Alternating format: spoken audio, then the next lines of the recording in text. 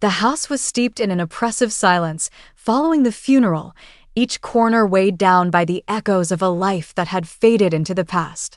Alone at the dining table, I gazed at a half-finished cup of coffee, engulfed by a sense of loss deeper than I had ever imagined. The heaviness of solitude enveloped me, a dense and persistent mist that refused to lift. Just as I believed the night would engulf me entirely, a gentle knock echoed at the door. With a mix of uncertainty and wariness, I opened the door to discover my son's closest companion waiting there, his gaze brimming with an emotion I couldn't quite grasp, an emotion that would alter the course of everything. As I laid eyes on him in that moment, an inexplicable chill coursed through my body. Ethan, my son's closest companion, appeared transformed beneath the glow of the porch light. He had transformed from the gangly teen who would plunder our fridge and doze off in the living room following epic gaming sessions. He stood tall, broad-shouldered, his face reflecting the gravity of a man who had traversed the world and bore its burdens. For a brief moment, silence enveloped us. The night air lingered around us, heavy with unspoken words. "I am sorry for your loss," he finally said, his voice resonating with a depth and steadiness that felt unfamiliar yet comforting. I nodded, speechless.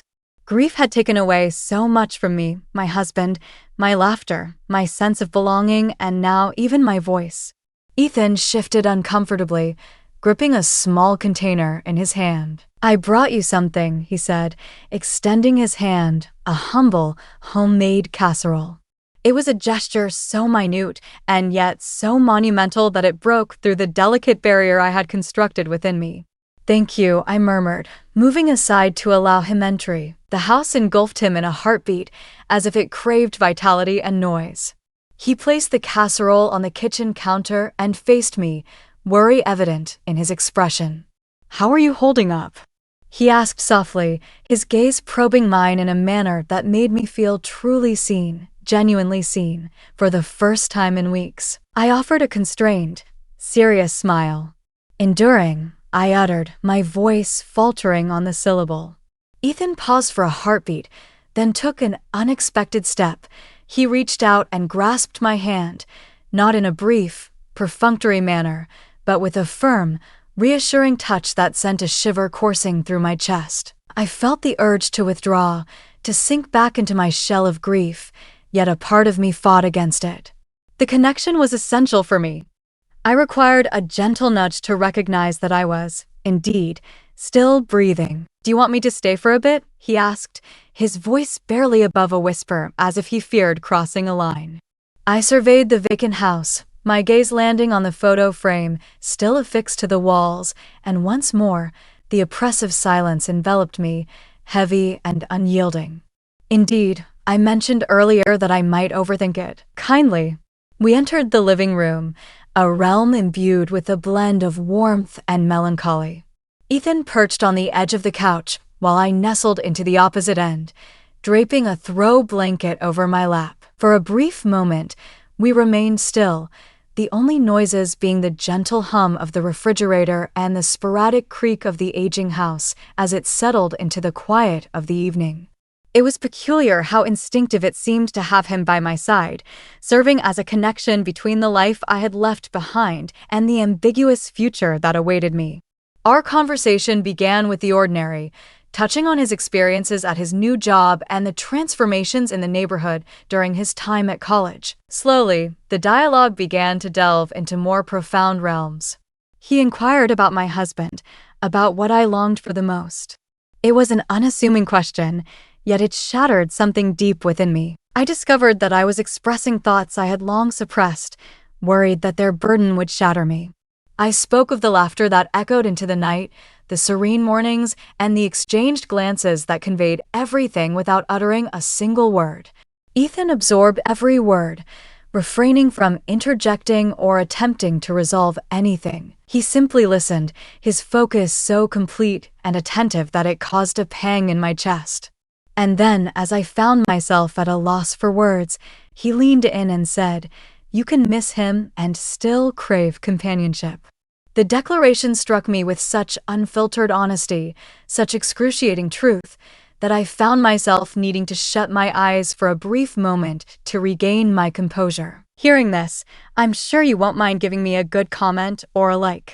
I'll continue the story. I opened them to discover him nearer than ever, his face cloaked in shadow yet his eyes radiant. In their gaze, there was no trace of pity, just a profound understanding, a silent, unvoiced gesture of solace. For a fleeting instant, I sensed I was perched on the brink of something perilous yet exquisite, a force that could either mend my wounds or plunge me deeper into despair. My heart pounded in my chest, filled with doubt yet strangely eager. It had been ages since someone had gazed at me in such a way, as if I was desired rather than discarded. My breath hitched, and I could sense the charged energy in the narrow gap that separated us. For the first time in what seemed like an eternity, I permitted myself to contemplate the idea that moving forward might not necessitate leaving behind the past.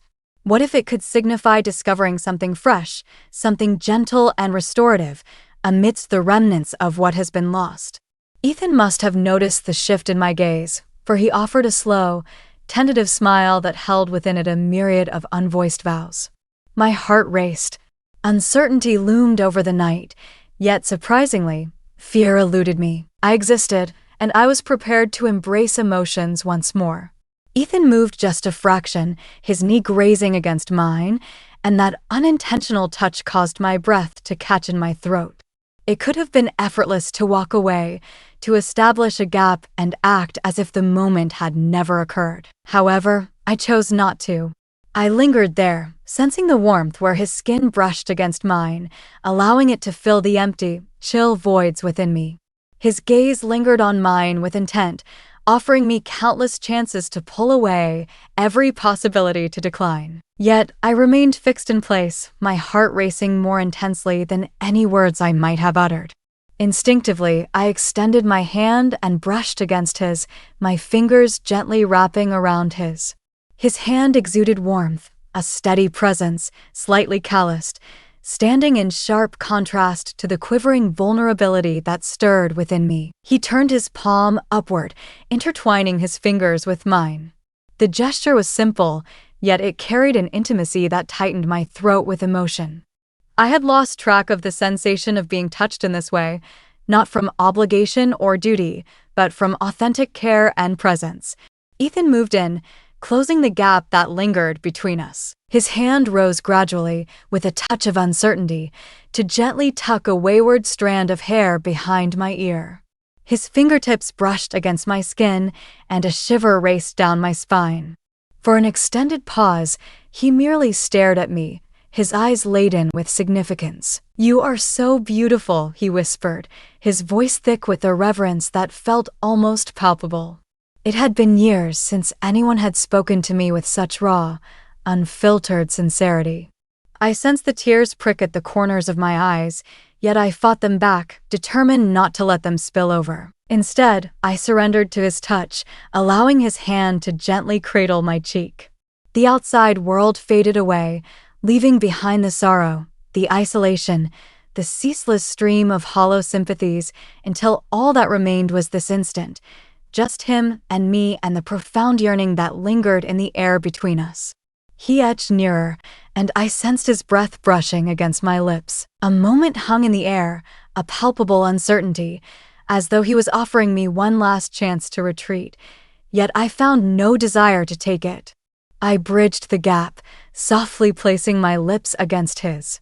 The kiss began gently, hesitant, as though we both feared the possibility of the other retreating. Yet, when I failed to do so, tilting my head to enhance our bond, he reacted with an intensity that sent my heart racing uncontrollably. His arms encircled me, drawing me close, and for the first time in ages, I experienced a profound sense of being held, truly and deeply. The kiss deepened, filled with an intense longing, as if we were both desperate to reclaim what had slipped away from us. My hand glided up his chest, sensing the power beneath his shirt, the firm presence of him anchoring me in a manner I hadn't fully understood I craved. He withdrew slightly, gazing into my eyes, seeking any hint of remorse, Yet all he would discover was a profound longing, an intense, undeniable desire to experience life anew, to be desired, to be acknowledged. "Do you really think so?" he inquired, his voice gravelly and deep. I nodded, speechless, and that was all the consent he required. He lifted me softly to my feet and guided me toward the staircase. Each step was heavy with expectation, and every look we exchanged was laden with unvoiced vows. As we entered my bedroom, my hands shook, not from fear, but from the exhilarating anticipation of what was to come. Ethan moved with a careful grace, almost as if honoring the moment, as he assisted me in slipping out of my cardigan. His fingers grazed my skin, igniting a warmth that lingered long after. He pressed his lips to the hollow of my throat, tracing the curve of my shoulder, lingering as though he wished to relish every part of me. I reciprocated his gesture, my fingers gliding through his hair and tracing the firm contours of his back, sensing the rhythm of his muscles as they tightened and softened beneath my caress. As he gently placed me on the bed, a wave of tenderness washed over me, stirring emotions deep within my heart. He lingered above me for a heartbeat, his gaze absorbing every nuance, as if etching each detail into his memory. "You are incredible," he murmured, and the awe in his voice made me believe it, too, if only for tonight. The remainder of our garments vanished gradually, without haste, each item cast aside as if releasing the weight of past existences, past sorrows. His touch was not marked by the clumsy enthusiasm of youth, but rather by a profound, aching tenderness that made every part of me feel seen and cherished. Each kiss, each gentle touch, each soft-spoken word soothed the deep-seated scars I had concealed for ages. The spark between us was undeniable, yet it was the depth of our emotional bond that truly unraveled me. His gaze held mine with unwavering intensity, making me feel whole and treasured, rather than flawed or diminished. Our bodies swayed in harmony, entwined in a timeless rhythm, a languid, intimate dance that crescendoed until it enveloped us entirely. As I finally cried out his name, it was more than mere release. It was a profound rebirth, a reclamation of a piece of myself I had believed was lost for eternity. Afterwards, we lay entwined, our breaths synchronizing, the room enveloped in a gentle, golden hush. Ethan's fingers glided over my arm, slow and gentle, as if he feared the moment would slip away. I laid my head against his chest, attuned to the rhythmic pulse of his heart resonating softly beneath my ear. For once, I did not sense the heavy burden of solitude bearing down on me. Instead, I felt a comforting warmth, a sense of being anchored and embraced. He pressed a kiss to the top of my head and whispered, "You are not alone anymore." I shut my eyes and allowed the essence of those words to envelop me. In just one night, Ethan showed me that love can manifest in various ways and that healing, despite its chaos and complexity, remains attainable. In the depths of my sorrow for what had slipped away, I lost sight of the possibility of discovering something new. Enveloped in his embrace, I finally permitted myself to entertain the notion that life could still unveil unforeseen beauty, even after enduring so much heartache, and perhaps, just perhaps, I was prepared to seek it once more. The morning light seeped gently into the room, illuminating the chaotic sheets and the residual warmth of the previous night. I stirred slightly, half anticipating the solitude that often greeted me, half preparing for the familiar void that had settled in as my unwavering companion. Yet Ethan remained close, his arm wrapped around me in a protective embrace, his breath a calm and rhythmic presence against my hair. For a fleeting moment, I surrendered to the warmth of that embrace, free from questions and doubts, simply immersed in the sensation. Even as I settled into his embrace, my thoughts started to spiral restlessly. Reality, as ever, insisted on recognition. I had aged, bearing scars and a wealth of experiences that were beyond his comprehension. What we experienced last night was undeniably beautiful, almost sacred, yet I wonder if it can endure beyond the delicate cocoon we crafted in the shadows. Fear seeped in gradually, quietly, saturating the fissures in my heart with a chilling doubt. Ethan stirred, aware of my unease, and his fingers glided softly along my arm.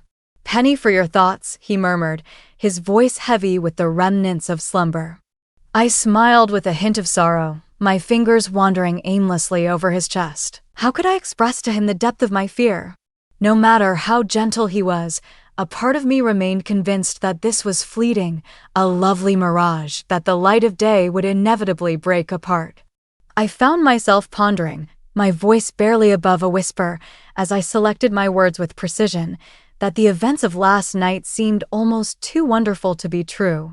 Ethan cupped my chin softly, compelling me to lock eyes with him. There was a complete absence of hesitation, not a hint of regret, just pure, steadfast sincerity. It was indeed real, he asserted with conviction. With each passing moment, uncertainty continued to eat away at me. What might others perceive if they were aware? Would they perceive me as desperate, pitiful, grasping at a transient connection to alleviate my solitude? Would Ethan ever awaken, gaze at me with newfound clarity, and come to understand that he deserved someone younger, simpler? I wrapped the blanket more snugly around me, as though it could protect my heart from the pain that was bound to come. Feeling the change within me, Ethan adjusted his position, resting on one elbow. "You're overthinking it again," he remarked, a soft smile gracing his lips. "That's what you do when fear takes hold." I blinked, taken aback by how effortlessly he seemed to understand me. "Perhaps I am feeling afraid," I confessed. "You possess youth. The entirety of your future lies before you. I refuse to become a choice you look back on with regret." His expression gentled as he extended his hand to cradle my cheek. "You are not a mistake," he said, his thumb gently wiping away a tear I hadn't even noticed had slipped down my cheek. "You are the most courageous and stunning woman I have ever encountered. Last night was not about seeking to fill an emptiness. It was a quest for authenticity. I longed to trust him. Oh, how I longed to trust him. Yet, ancient scars had a tendency to murmur falsehoods during the stillness of solitude. I pressed my face into his palm, absorbing his warmth, seeking to silence the doubts that echoed within me. "What comes next?" I spoke softly. "As the world re-enters our lives, as we step beyond the confines of this room where it's just you and me," Ethan paused, contemplating his next words with a measured intensity. He acknowledged that he did not possess all the answers. "Yet, I am certain of my emotions. I will not turn my back on this on you." His words enveloped me, a gentle weight that calmed yet did not dispel the lingering pain of doubt. As we dressed and navigated the familiar rhythms of a typical morning, an unvoiced weight hung in the air between us. Each casual touch of his hand, each lingering look was imbued with the realization that a significant change had occurred between us. We had transcended the state of mere lonely souls seeking fleeting comfort. We were bound now, in a manner that both frightened and reassured me. The sudden knock at the door caught us off guard. Ethan shot me a look, a silent question hanging in the air. Did I want him to respond? I shook my head, tugging on my sweater and running my fingers through my hair. "Whoever it may be, they can bide their time." I required a brief pause to collect my thoughts, to determine just how much of the enchantment from the previous night I was prepared to reveal to others. Yet, beneath the surface, I understood that the true struggle lay not in the judgments of others, but in confronting my own fears. Apprehension of exposing my true self once more, trepidation in embracing the possibility of hope, and a hesitation in allowing my heart to be open to the unpredictable. Ethan approached from behind, encircling my waist with his arms and gently resting his chin on my shoulder. "Whatever lies ahead," he murmured softly, "we will confront it side by side." His words were straightforward, yet they bore the profound significance of a promise I hadn't fully recognized I craved so deeply. For the first time in what seemed like an eternity, I allowed myself to embrace that promise. I allowed myself to embrace the notion, not of fairy tales or flawless conclusions, but of the beautifully chaotic potential of something genuine, something deserving of the struggle. Perhaps, just perhaps, that was sufficient. The subsequent days were challenging, yet they held a profound authenticity. There were instances of doubt, of reconsideration, of pondering whether this delicate connection between us could endure past that single evening. Yet Ethan remained steadfast. As I withdrew in trepidation, he gently drew me back with unwavering patience. In moments of uncertainty, he gently reminded me, through quiet gestures and unwavering words, that love often comes in forms we least anticipate. At times, it arrives softly, weaving through the fissures of a shattered heart and taking root tenaciously, exquisitely, defying all expectations. We cherished our bond in secrecy, relishing the intimate moments that belonged solely to us, the fleeting looks exchanged from across the room, the clandestine touches, the late-night talks that mended the fractured pieces of our souls. Challenges arose, yet we faced them together, recognizing that our situation wasn't flawless, but it was genuine. Ethan always treated me with kindness, never making me feel like I was in the way or in error. He made me feel acknowledged, desired, cherished, not in spite of my imperfections, but because of them. One evening, as the sun sank low and bathed the world in a gentle golden hue, Ethan grasped my hand and said, "You saved me too, you know." I smiled despite the tears that filled my eyes, coming to understand that perhaps this journey was more than merely mending past hurts. Perhaps it was about creating something entirely fresh, something neither of us had ever dared to envision, yet both of us craved more than we had ever experienced.